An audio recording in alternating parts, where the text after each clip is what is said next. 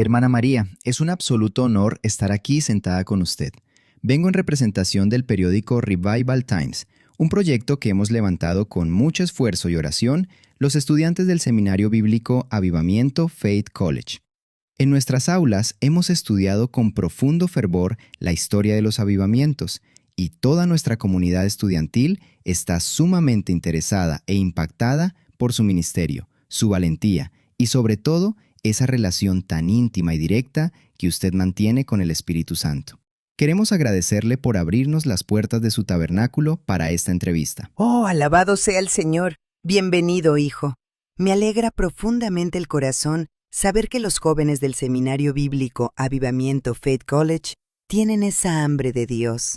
Que el Señor bendiga su periódico, el Revival Times, y que sea una herramienta para encender antorchas en los corazones de esta nueva generación.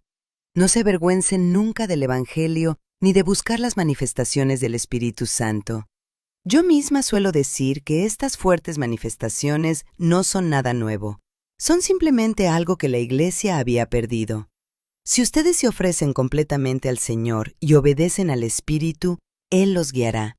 Amén, hermana. Es precisamente esa pasión la que nos trajo aquí.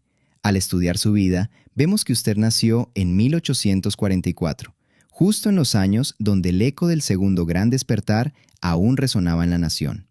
¿Cómo influyó ese ambiente de los antiguos camp meetings y la herencia de predicadores itinerantes en su propio llamado? Yo nací en una granja muy pobre en Lisbon, Ohio.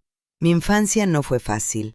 Mi padre sufría de alcoholismo y falleció cuando yo tenía solo 11 años, dejándonos en una situación de mucha necesidad. Por eso no pude tener una educación formal, algo que siempre anhelé. Pero a los 13 años, el Señor me alcanzó. Me convertí en una iglesia de los discípulos de Cristo y al día siguiente, mientras descendía a las aguas del bautismo, experimenté algo maravilloso. Una luz sobrenatural me rodeó por completo. La gente pensó que me había desmayado, pero en mi espíritu escuché claramente la voz de Jesús que me decía: «Ve por los caminos y los vallados y reúne a las ovejas perdidas». A partir de ahí, el espíritu de los avivamientos del siglo anterior marcó mi estilo. La urgencia de la conversión personal, el arrepentimiento profundo y los llamados al altar. Yo sentía que debía predicar, pero el enemigo principal en aquellos tiempos era el patriarcado y la religiosidad que querían silenciar a las mujeres. Vivíamos en una época donde se requería que la mujer guardara silencio en la congregación. Al ser tan joven y tímida, pensé que la única forma de cumplir mi llamado sería casándome con un misionero. Y terminó casándose con el señor Philo Harrison Woodward en 1863, un veterano de la Guerra Civil. Sabemos que ese periodo estuvo lleno de aflicciones muy profundas. Fue un matrimonio sumamente tormentoso y lleno de dolor. Tuvimos 6 hijos, pero el Señor permitió que 5 de ellos fallecieran durante la infancia a causa de diversas enfermedades. Mi esposo nunca volvió a ser el mismo tras esas pérdidas. El dolor lo afectó permanentemente. Yo me encontraba enferma, cargando el dolor de ver partir a mis pequeñitos, y mi esposo no solo no compartía el deseo del ministerio, sino que con el tiempo comenzó a acosarme y hostigarme abiertamente en las reuniones públicas. Finalmente nos divorciamos en 1891. Pero en medio de todo ese desierto, jamás sentí amargura hacia Dios. Me refugiaba en la oración. Me quedaba sola, llorando con el corazón destrozado, y al orar olvidaba todo lo terrenal y por fe subía a la ciudad de oro, donde veía a mis hijos brillando en la gloria. Eso me sostenía. Comencé a escudriñar las Escrituras y vi cómo Dios levantó a Débora, a Hulda, a Ana y a tantas mujeres. Entonces supe que no podía poner excusas. Es impactante cómo el Señor la procesó en el fuego. Luego, el Espíritu Santo comenzó a respaldarla con visiones muy específicas antes de que saliera formalmente a las multitudes. ¿Podría contarnos sobre la visión de los campos de trigo? Oh, sí. Antes de iniciar formalmente las campañas itinerantes, tuve visiones donde los ángeles entraban a mi habitación. Me llevaban volando hacia el oeste, cruzando praderas, lagos y ríos, y me mostraban campos inmensos llenos de grano dorado. En la visión, yo comenzaba a predicar y veía cómo los granos caían en gavillas. El Señor me dijo: Así como cae el grano, caerá la gente cuando prediques.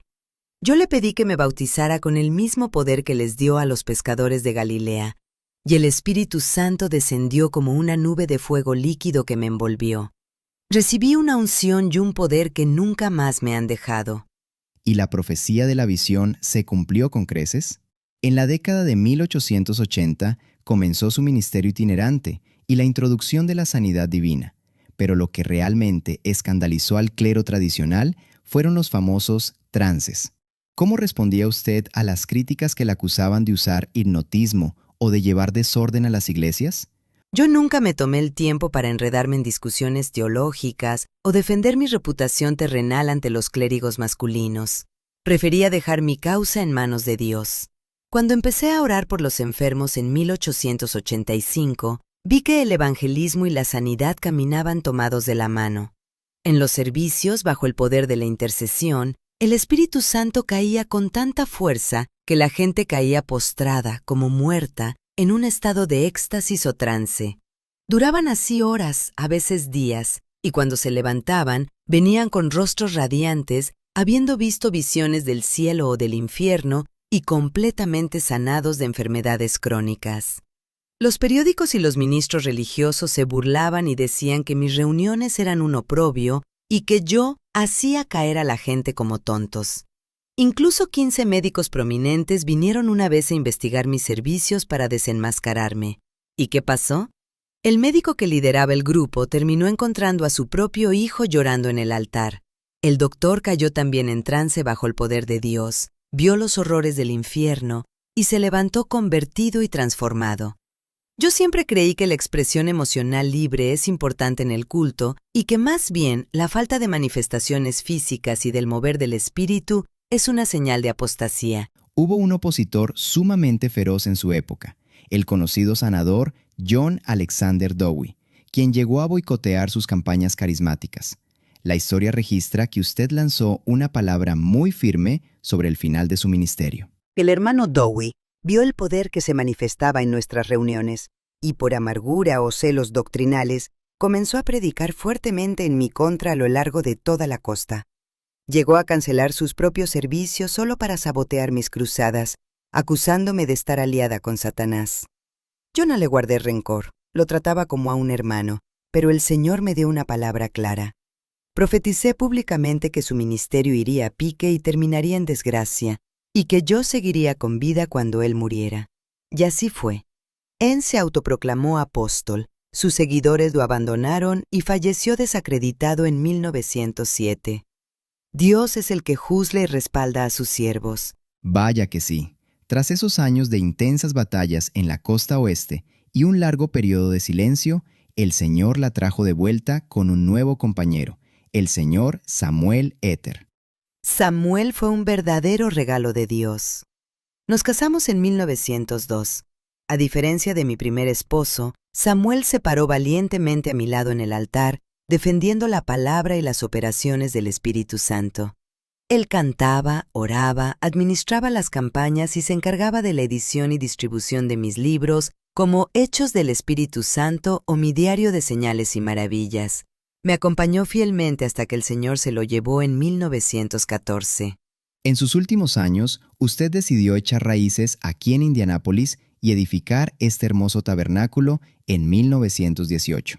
A pesar de su avanzada edad y de haber enterrado a sus 2 esposos y a sus 6 hijos, incluyendo a su hija Lizzie, quien falleció trágicamente apenas un mes antes de que construyera este lugar, usted no ha dejado de predicar.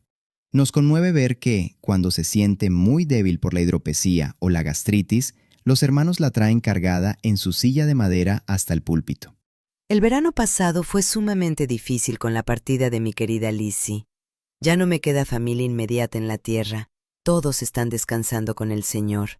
Mi cuerpo físico está cansado y frágil a mis 80 años. Hay días en los que no tengo fuerzas para dar un solo paso. Pero es algo maravilloso, hijo. En cuanto los hermanos me sientan en el púlpito y mis pies tocan la plataforma, el Espíritu Santo me reanima por completo. Me levanto y puedo predicar y ministrar con un vigor sobrenatural que no es mío, sino del cielo. Prefiero 1000 veces gastarme por Jesús que herrumbrarme. Hermana María, los estudiantes del Seminario Bíblico Avivamiento Faith College no queremos herrumbrarnos, queremos ese fuego. Para terminar esta entrevista para el Revival Times, ¿qué consejo o palabra del Espíritu nos deja a los jóvenes que nos estamos preparando para el ministerio en estos tiempos desafiantes? Les digo lo mismo que le escribí una vez a mis queridas hermanas y colaboradores en la fe. Es tiempo de hacer brillar su luz. Saquen a la luz los talentos que han estado escondidos o arrumbándose y utilícenlos para la gloria de Dios. No digan que son débiles o que no tienen suficiente educación. Recuerden que Dios siempre utilizará lo débil del mundo para asombrar a los sabios. Terminen con las contiendas y las teorías doctrinales que causan división en el cuerpo de Cristo. Dedíquense a predicar un evangelio simple, adviertan a los pecadores que Jesús regresa pronto y permitan que la palabra salga con demostración del Espíritu Santo y poder para que la gente vea las señales y las maravillas. Vayan a los caminos y los vallados. Busquen al Espíritu de Dios por ustedes mismos y si sienten el llamado, obedezcan sin preguntas. Él se encargará de arreglar todos los detalles.